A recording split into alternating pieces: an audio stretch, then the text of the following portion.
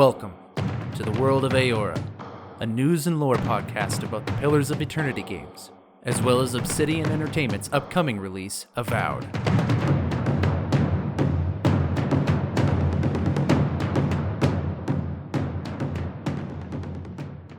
Hello everybody, and welcome to another episode of the World of Eora. I'm your host, Eric, aka Gingerino. Thanks everyone for joining me on another episode as we dive into the history, lore, and game mechanics for Pillars of Eternity 1 and 2 as we gear up for the release of Avowed. For those wondering why we pair all those games together, it's because they share the same fantasy setting known as Eora. So as the hope will go, we dive into Pillars of Eternity 1 and 2, learn everything we can from those games, as well as what we got from the reveal and gameplay trailers for Avowed. That way we can walk into the game of Avowed with a common knowledge understanding, as well as just an opportunity for those of us who love the lore of this world to get really into it. This is the first lore episode that I'm getting back into after all of the news about Avowed. So for those of you who are new to this show, you're just kind of checking out Avowed-related content that's out there, welcome to the show. This will be a podcast that focuses on the lore that Avowed is played in. Now, obviously, we don't have a lot about Avowed yet, so we're pulling most of the knowledge we have from the Pillars of Eternity games since it shares the same fantasy setting. In my last two episodes, we covered the news and the reveal trailer, the gameplay, and the interview stuff, and well, we had a speculation episode about what Avowed might look like, and today we're returning back to the lore. And I've decided to actually return to one of the bigger segments of the lore in terms of importance within the narrative. Today's episode is going to be about the Engwithan peoples and the Engwithan culture. Now, I do need to give a quick heads up for those of you who are thinking to yourself that you might want to play Pillars of Eternity, especially the first game, but both Pillars of Eternity 1 and 2, and experience the story and the world for yourself without having any spoilers. The half of today's episode is not going to be good for you. I'm going to do a spoiler-free half in the first segment of this show, but then the latter half, or the latter portion of the show anyways, will contain spoilers about it. So if you don't want any spoilers for Pillars of Eternity 1 or 2, just be aware of that. I'll make sure to put a transition in. I'll also give you guys a heads up before we get to the spoilery section, so that way you don't hit it by accident. So you'll have some content to listen to, but just be aware, there will be spoilers for Pillars of Eternity 1 and 2 in today's episode. The Engwithan people that we're going to be talking about today, they are an ancient civilization of people, from Pillars of Eternity. So Pillars of Eternity occurs within a certain period within the history of this fantasy world that exists. The Engwithan people, the Engwithan civilization, they existed hundreds, if not I think a couple thousand years before the time that Pillars of Eternity takes place. And the foundations and technologies and discoveries that Engwithans have made when their society was around were instrumental and foundational for the narratives that we see in Pillars of Eternity and what the world is like in a lot of ways for the modern people that are in the game at the time Pillars of Eternity is played. With no other news to go over, at least none that I'm aware of at this point in time, we're just going to dive straight into the lore for the day. I'm curious. What exactly did you find there? So the Engwithan civilization is a society that existed long before the time of Pillars of Eternity 1 and 2. Pillars of Eternity takes place in a fictional fantasy calendar known as Anno Aritia, and around 2823 AI. The Engwithan civilization have their origins around 100 or 200 AI, and so they're existing nearly 3 millennia apart from each other in terms of time. And as I said, the Engwithan Empire is known for their vast contributions to the foundations of the modern world. But the big mystery about the Engwithan Society is that they're no longer around. For this society that was so advanced and so civilized and had such great achievements and were so pivotal for the entire world and its history, it's quite enigmatic as to where they went and what happened to them. So reading from the Pillars of Eternity fandom site, we can learn about the history of the Engwithans. Little is known about the long-lost Engwithan Empire or its culture. Referred to as builders by the tribes of Glonfoth, the Engwithans are believed to have created strange, elaborate structures over decades using shaped pillars of living Audra to support their stone. So some lore to learn here. The tribes of Glonfoth. If you play Pillars of Eternity 1, one of the main factions that you learn about and interact with in that game are the Glonfothan tribes. These are people that are native to the area that the first Pillars game is played in. For context, your character is playing as a foreigner coming to a land known as the Deerwood, but the Dyrwood itself is a colony from an empire not native to the area. There are, of course, people that were living in this area that the Dyrwood is in that were native to this area, and those people are the Glonfathans. The Glonfathans refer to the Engwithans, these long-lost civilizations from distant past. They refer to them as the Builders. And the Engwithan ruins that you see dotted throughout the landscape are elaborate structures, and they use shaped pillars of living Audra to support their structures. Audra is a unique resource in this world. It basically has the capacity to house and transfer souls, or at least the stuff that souls are made of. And so they're kind of like a conduit for soul energy, as you will. The language of Engwithans is barely understood even by most well-read scholars, leaving many details of their society lost to the ages and hopelessly mired in rumor, folklore, and blatant lies. Their culture, however, is extremely individualistic, hierarchic, and violently opposed to any competing ideas, especially communal modes of living. I find that last detail interesting because that goes very much against the idea of the Pale Elf Society, which we might get into a little bit later, but the Pale Elves have a very interesting history of their own, in that they were massively migrated to basically the South Pole of this world, and we're not really sure why, and they live apart from the rest of the world, and they do engage in communal modes of living, which is exactly opposite of how the Engwithan Society likes to live. So I wonder what the significance of that is there. Perhaps Remergond is directing the Pale Elves to live in exact opposite of the Engwithans for a particular reason. Who knows? With the origins of the Engwithan Society being around 1 or 200 AI, they were organized into independent kingdoms ruled by tyrants. So it seems to me that the Engwithan Society, they were dotted throughout the world of Eora, but they had independent kingdoms, but they were all part of a larger umbrella known as Engwith. And so it seems like these tyrants, these kings that ruled over these areas, they all must have had a common understanding or a common way of living, or they must have all been engaged with each other in some sort of communication, that they were operating under this umbrella term of Engwith. Because if you're having these independent kingdoms ruled by different people, why wouldn't you just call them as different countries? So they were a collective of sorts. These absolute rulers enjoyed great power and wealth, with perhaps the greatest of them being Odnua, controlling areas currently belonging to the Dyrwood, which again is the setting for the first Pillars of Eternity game. He went mad after the death of his son Maros, and dedicated his life to carving a massive statue of his son out of living Audra with the intention of drawing Maros' soul out of the Beyond, which is where souls go after you die, by force. He engineered a massive statue of living Audra to house his soul, but his plans were stopped by concerted efforts of other Engwithan tyrants who saw him as a threat and buried him with his work. Now, if you go and look up this article on the website, there's one sentence in here that I excluded that has a spoiler in it. So be careful when going up and looking this stuff on the internet. But basically, there were all these tyrants who were ruling over independent kingdoms, but they were organized into a greater society known as Engwith, the greatest of them all being Odnua. Now, I've done an episode on Odnua not too long ago, actually, so if you want to learn more about that mad king, then you can go learn about him. I'll give a brief thing here. Basically, he was king of an area that is now known as the Dyrwood, so that's where the first Pillars of Eternity game is. But even though we know from the lore that he was a good king at one point in time, his son Maros died, and as a result, he was mad with grief.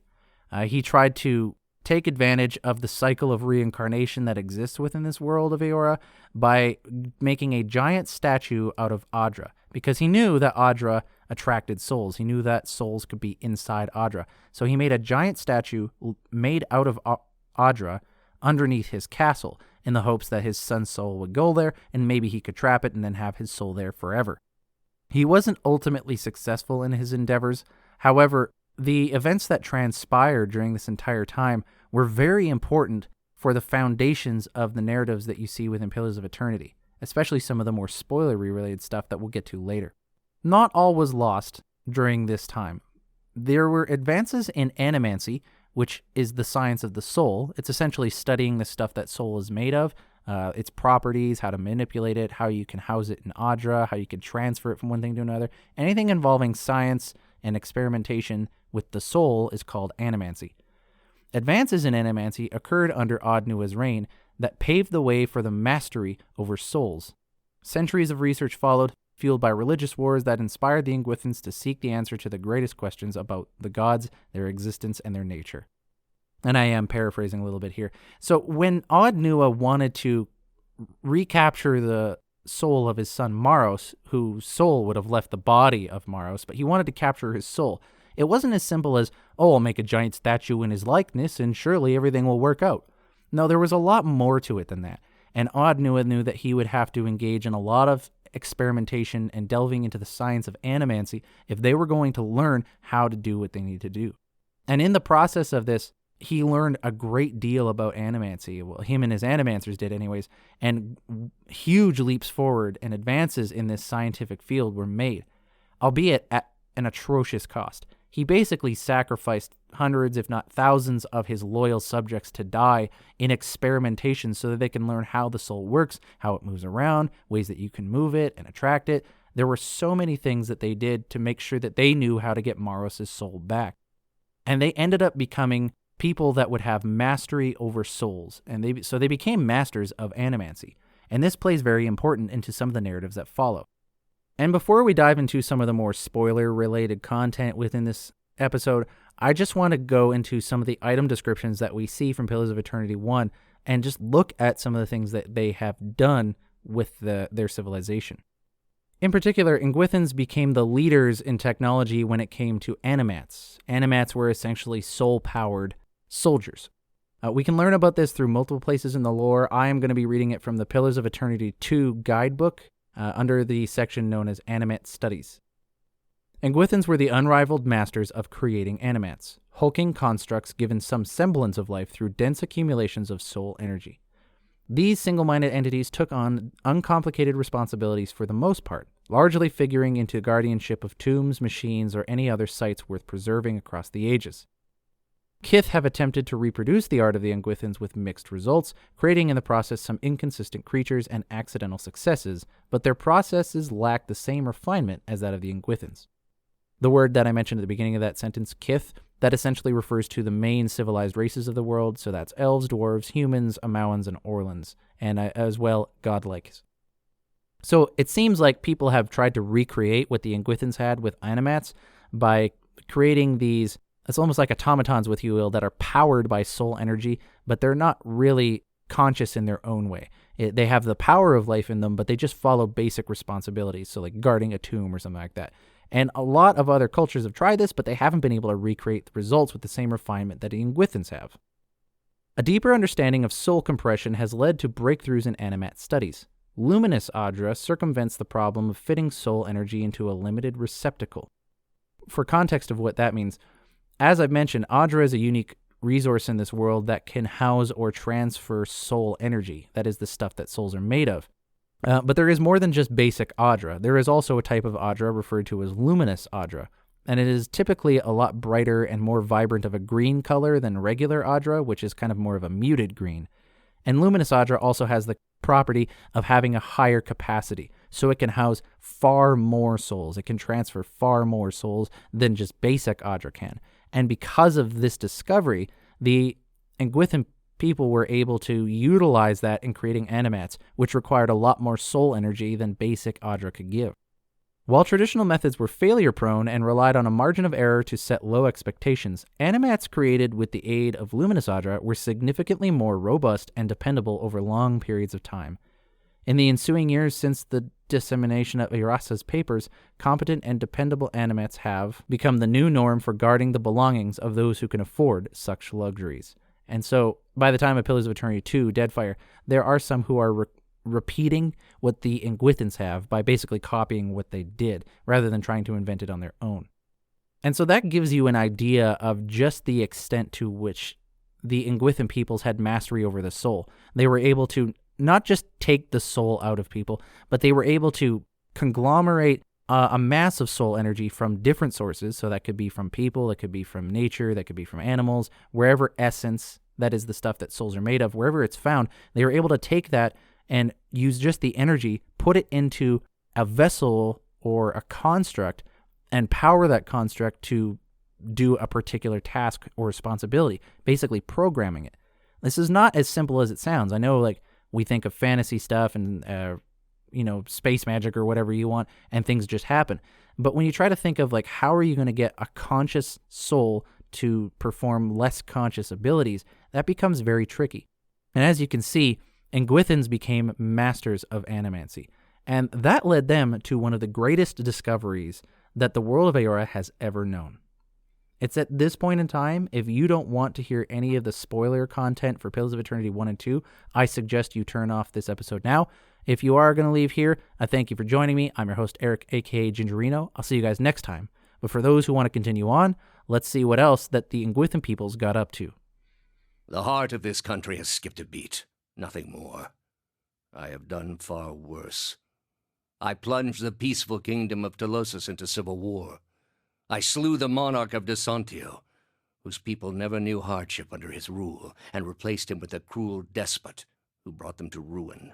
So as I said, the Engwithan people have been around for a very long period of time, but they're not the only ones who have been around. There have also been the Huana tribes, which are the native peoples of the Deadfire Archipelago, the main setting for the second game in Pillars of Eternity. They were actually around when the Engwithans were, and they equally had a very advanced civilization. But that has, of course, since changed since Engwith got brought into the field. As well, the Glanfathan tribes, they technically also exist since the times of Engwith, but their history with them is a little bit different. It's even thought that the Natlins, the people, the Savannah folk of the Deerwood, also were alive and around during the time of the Engwithan societies, but they don't really have a lot of the memories associated that we learn about from Pillars of Eternity 1. So returning back to the article of Engwithans in the Pillars of Eternity Wikipedia page, I'm going to go and start off kind of where I left off, and then this time get into more of the spoiler-related lore. I had left off at one point in the previous section of this episode that while they were researching animancy, they decided to look into the answer of one of the greatest questions they have, which is about the nature and existence of the gods. But really the question they were asking was, did the gods even exist? So the Engwithan peoples, they dedicated all of their energy to finding the true creators of the world. And after generations of prodding and working by looking at the very fabrics of the reality itself, they found the answer. The answer, of course, was that there was nothing at all. They found nothing. If there were any gods, they were not there. I always find that interesting when you read this article or you read anything related to that. The writers at Obsidian point out that there either were no gods at all or there were none to be found, meaning that if they were there, then these gods that would have existed left Eora or whatever behind in some way, shape, or form. So that's the big twist that is important within Engwithan Society, is that they discovered through their science of animancy and their mastery of the soul, they were able to discern that there were no gods in Eora, that if there ever were, they were gone now, or that they never existed at all in the first place. This, as far as the Engwithans were concerned, posed a massive problem, because at the time of the Engwithan era within Eora, there was a lot of religious wars going on, and they knew that knowledge of there being no gods at all would not make things better, but probably make things worse. Because now there would be no metaphysical force behind a lot of these cultures doing what they're doing. There'd be no moral reason for them to have to adhere to a lot of the laws they do. All right, that's a little bit of speculation I'm taking from some real world philosophy there about what would happen to society if there was no God was definitively proven not to be real. And it seems that Engwithans were kind of thinking these same things. Whatever the reason was, they viewed it as a problem, and they decided to tackle this problem head on with everything that they had learned about animancy from these experiments they were doing with Odd Nua. What they decided to do was fill the gap where these gods were with themselves. And so the Engwithans refocused all of their efforts on animancy and used the mighty Huana people and their empire of Ukaizo to fulfill this goal. So that's where I mentioned the Huana before. The Huana peoples that we meet from Pillars of Eternity 2, Deadfire, they are but a dim shadow of the civilization they used to be. They used to have advanced technology and a lot of knowledge and were advanced in their own ways. And they used to have their main city, Ukaizo. Well, the Engwithans went to Ukaizo and utilized the luminous Adra that was in that area to do the Apotheosis project. And this essentially is that they were going to make gods themselves. The idea being that there are thousands of false idols throughout the world of Eora, and they were going to replace them with 11 ones that were no less false, but had the decisive advantage of actually existing. So they were going to create gods. And even though these gods were created by regular mundane creatures, they were still false in the sense they weren't actual deities that existed before everything or were uncreated beings or something like that. But at least they would exist now. Whereas a lot of these idols that other cultures were, fighting religious wars over, they were false idols. They were fighting religious wars for gods that just simply didn't exist. And so Engwith decided they would make gods exist, and they would bring those gods to Eora. They constructed a vast network of Adra-powered soul machinery across the known world. They had their capital city called Sun and Shadow, which was in the Dyrwood, the setting for the first Pillars of Eternity game. That would be the place that they would actually make the gods. And then they would build a great device in the city of Ukaizo, which was the Huana capital. And in that city, the device they would create would grant them control over the wheel. Now, the wheel is the natural phenomenon that exists within Eora that perpetuates a cycle of reincarnation. But up until that point, it was a very inefficient process. Souls could be taken away from Eora at a very slow pace. They could be thrown in random directions throughout the world. There would be no control over what happens. It was essentially just a chaotic force of souls moving from the here into the beyond and then back again without any rhyme or reason as to why. But with control over the wheel, what they could do is they could redirect this energy towards specific purposes. It would still allow for the souls to reincarnate, and there would still be a manner of randomness to it that could occur, but there would be greater control over the souls and what happens in the world of Eora. And so those are the two main things they did for this Apotheosis project. They had the location where the actual gods would be created with a massive amount of soul energy, and then they had the device that would allow them to control the cycle of reincarnation in this world. And so that is what they did. The Engwithan hierarchy developed technology, and they appointed a man named Theos Ixarkanen to be the steward of the gods that would be created. They activated a machine at Sun and Shadow, which is, again, in the Dyrwood, and in activating these devices, it instantly imbued the machine with the souls of the people of their society. And so thousands of civilians in the Engwithan Society over at Sun and Shadow, men, women, children, young and old, great and small, they all were just sucked up in this machine. The bodies crumbled to ash, but their souls coalesced into a single whole, and that all melted into the Adra network beneath the Dyrwood itself. And in doing this, they birthed the gods that Eora knows now, the Engwithan pantheon of gods that exist, that I've talked about in multiple episodes, that you meet and interact with throughout the games. That's where those gods came from. Now, the specifics of how the 11 gods came to be, I don't really know. I don't know if they planned it all ahead of time, that they were going to make these 11 gods and they were going to name them such and such, or if those 11 gods naturally arose out of Engwithan values and cultural mores. But either way, the Engwithans, they used the device at Sun and Shadow below the Dyrwood to suck up the souls of their entire Engwithan society to create the 11 gods of the world. And now those gods exist. They metaphysically and realistically exist in the world. The remaining Engwithans that did exist chose to live lives where they would not have children so that their secret about where the gods came from would die with them. And they dedicated themselves to missionary work to go out and teach the people of the world of Eora about the gods that were true and real. With the help of the machine in Ukaizo to control the wheel, the gods were able to control where souls went. And so when someone died, the gods would be able to take the soul from that person and redirect it to wherever they wanted. They would be able to kind of, if you will, eat some of the soul or live off of the energy of it, because the gods required energy to continue perpetuating. They would be able to use the wheel in order to perpetuate their existence, as well as control where people went and where their souls would reincarnate to. And this gave the Engwithans complete control over the world of souls. The Engwithan civilization was essentially dead at this point, but in a way, the Engwithan civilization continues on immortally in the existence of the gods, because the gods that exist in Eora are the souls of the Engwithan people. From there, the remaining Engwithans sent missionaries out throughout the world to protect the secrets of the gods and convert people into their religions that have to do with the Eoran pantheon that we know of them now. There were, of course, times and issues that came up. There was someone called Iovara X Encios who learned the truth about the gods and tried to rebel against them. And this required the Engwithan missionaries to go on an inquisition, which was, of course, very brutal, and they killed any apostates of their own faith quite mercilessly. And the gods themselves even got involved to protect their secret. At one point, Andra, goddess of the moon and forgetfulness in the ocean, pulled one of the 3 moons of Eora out of the sky to destroy all of the Engwithan civilizations and anyone that would threaten to reveal the secrets of their existence and where they came from.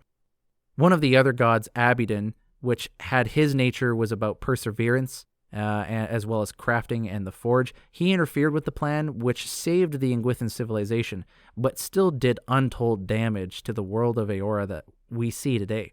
His corporeal body was destroyed, but it did allow the cities and facilities of the Engwith to survive. The Engwithans decided, based on all the stuff that had happened, that they were going to take keeping this secret very seriously. So what they did was they engineered a massive migration of humans, elves, and Orlans from the north to present-day Glanfath.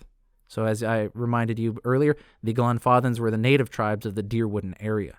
And so the Engwithan missionaries forced a migration of all these people to the Glanfathan area, and those are the people that form the Glanfathan tribes. They let these people settle in their derelict cities at Ter Evron, in return that they would protect the Engwithan ruin sites. So these people that would settle in the area and become the Glanfathan tribes that we know of today, those people originally moved there under the agreement from Engwithans that they would protect the area and their derelict cities, and would thereby also protect the secrets that were housed there about where the gods came from. And this turned out to be a great move on their part. Not only did the Glanfathans keep the secrets safe, but it actually became a formal part of their culture. And so they were actually able to protect the secrets, and eventually the Glanfathans themselves wouldn't even remember what it was that was going on and why they were protecting or what they were protecting. I mean, they were probably kept in the dark in the first place, but still. And that, my friends, is the story of the Engwithan civilization. Shortly after bringing the Glanfathans to the Deerwood, the missionaries would die out, and because they had no children by which to pass the messages along to, they would die with their secrets. And eventually the world will have become converted to the real and existing gods that could show themselves and prove themselves to exist, and people would no longer remember the old religions of the world, except for parts that were maybe unreached or so small that they were not worth converting mass populations into. And with the Engwithans missionaries all dead and gone, there would be no one to know the secret of where the gods came from. So the Engwithans were successful in their apotheosis project. They converted their entire civilization into gods. They took control of the wheel, which also ended up causing the Huana culture to be almost nearly destroyed. They lost their main city of Ukaizo. A large contingent of the Huana people group left the Deadfire Archipelago and settled what would now become Rawatai, and they became their own nation. The great storms that were caused by the machine at Ukaizo would also separate another great city from the rest of the world, that is Yazuha, we learn about from the second Pillars of Eternity game. And the secrets of the Engwithan peoples were safe. They converted nearly the entire world to their faiths.